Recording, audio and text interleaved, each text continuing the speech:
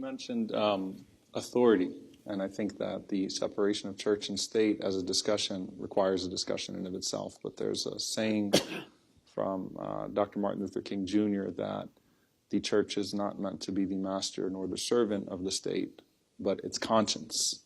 It's meant to be its guide and its critic, not its tool. And so the church, obviously, by extension, religion, what role does religion play in regards to authority?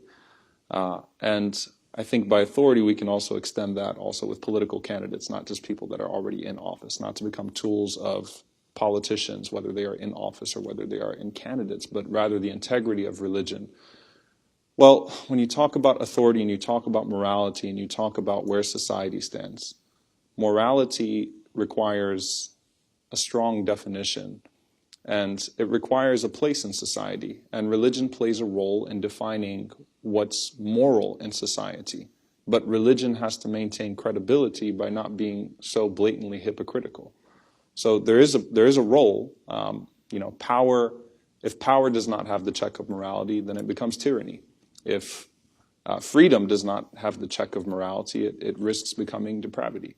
So it has a role to play. I think that when you talk about the role of religion and power and that independence, and religion with political candidates, and defining a more comprehensive morality, if we are to say that we have timeless principles that can resist temporary shifts of power, principles that can resist temporary shifts in societal trends, truly timeless principles, what does that look like in resisting becoming as polarized as our politics has become? Now, there has been an erosion of the religious middle. It's not just the political middle. There has been an erosion of the religious middle because religion has become so politicized, you have to make a choice. If you want to stay in your church, stay in your synagogue, stay in your mosque, you have to make a choice, and that choice is usually going to be highly partisan. So how do we push back on some of those things? Well, for one, where there is universal good, I think that religion can help us set ourselves apart in terms of the zeal that we bring to working for that universal good. So people that rely on faith, that draw from a reservoir of deep faith, work in accordance with that faith in ways that are in ways that are unique, in ways that are particularly energetic. So I don't think that Dr. Martin Luther King Jr. would have achieved what he achieved had he not been a person of deep faith. I don't think that Malcolm X would have achieved what he achieved had he not been a person of deep faith. I think that Mother Teresa set herself apart because of her faith, or she drew from a place of faith. I think a person who's not as well known, but Abdul Sattar Idhi in Pakistan set himself apart, drawing from a place of faith in his humanitarian work. So where there is good, universal good, you set yourself apart by drawing from that reservoir.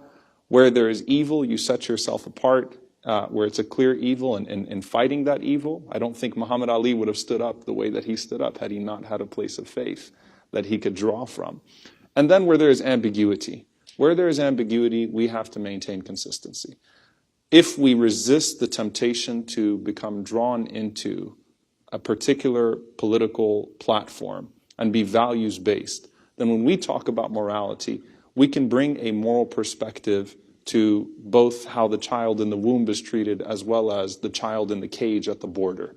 We can bring a moral perspective to both pornography and poverty. We can talk about these things that are so divisive, and we can bring that consistency and not shy away from offering a comprehensive and consistent answer. If we are consistent on where we stand on something like torture or war or militarism, we're not simply going to speak out on those issues when the particular president that's in power is someone we don't like. Immigration has been a broken system for a long time. We've had a militarism issue for a long time.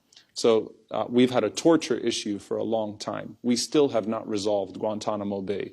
The images of Abu Ghraib in Iraq still never had a true form of reparation. So where's the morality on that? And how do we actually maintain a consistency across administrations and across issues and say we're drawing from timeless principles no matter what issue we are discussing, and they all fall in accordance with the dignity of a human being and how a human being should be honored.